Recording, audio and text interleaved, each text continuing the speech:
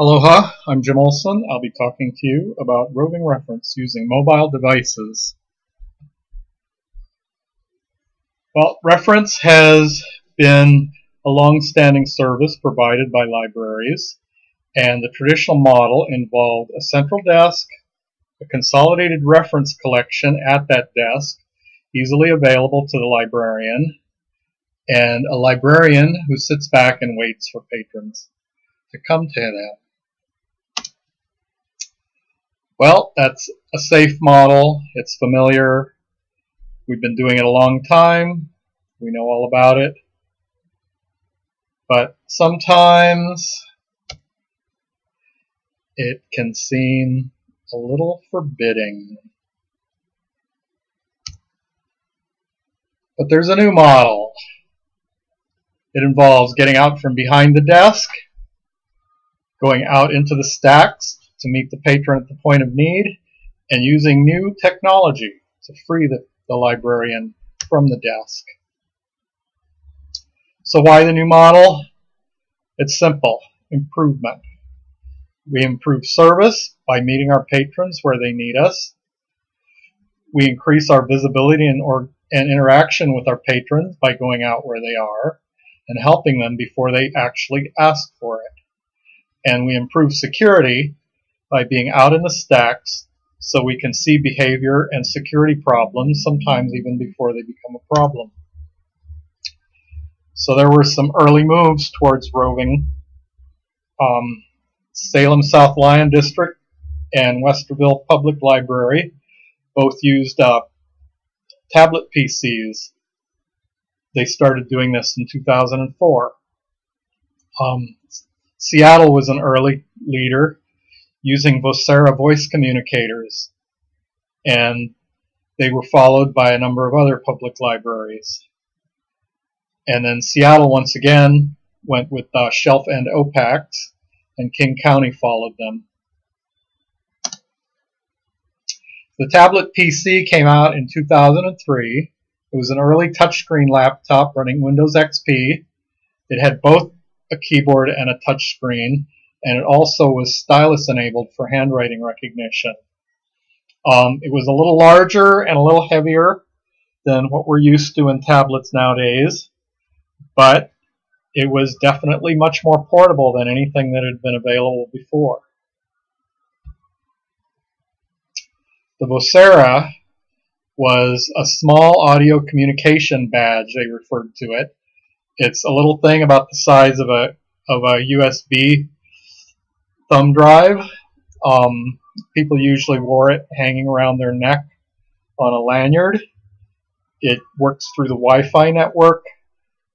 It works with voice commands and has a wide range of voice grouping capabilities so that the librarians could contact either other individuals or whole groups of librarians.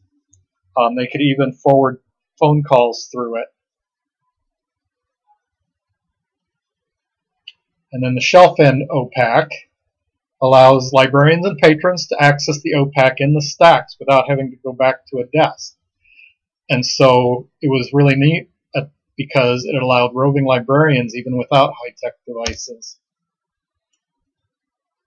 Then the iPad came, and the computer became much lighter, much easier to carry, and a lot of people were really, really excited about this. And early adopters were Southern Illinois University Carbondale in 2010, University of Northern British Columbia in 2010.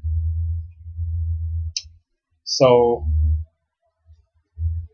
the state of the art. So today we have a lot more technology available to us just in the few years that have passed. We have a lot smaller iPads, we have lots of Android tablets, and now coming up on the horizon we have the Microsoft Surface. The iPads and Android tablets have voice recognition text input. We have improved Wi-Fi networks, so it's pretty rare to find a dead spot in a building now. If you're planning on putting together a roving reference service, these are places that you should look. They've been doing it a long time. They have some good ideas. There's a lot to learn from them. King County Library System, they have 34 libraries, and they're all set up for roving.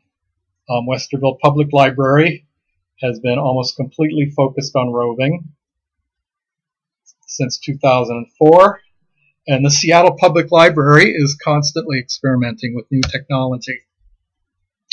So looking at libraries' experiences with roving, these are some of the best practices. You need to have dedicated rovers.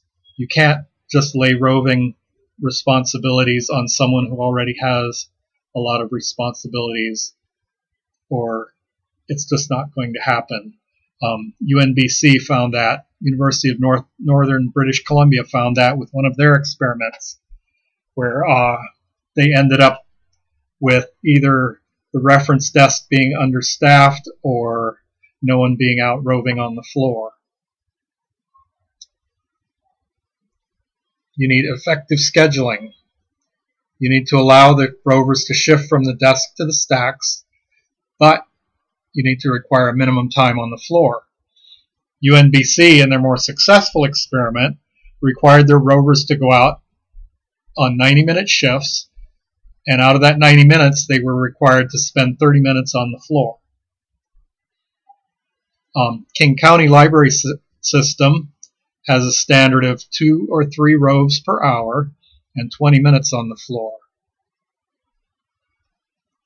You should document.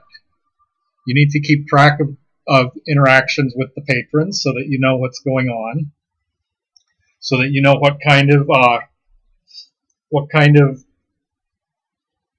help patrons need,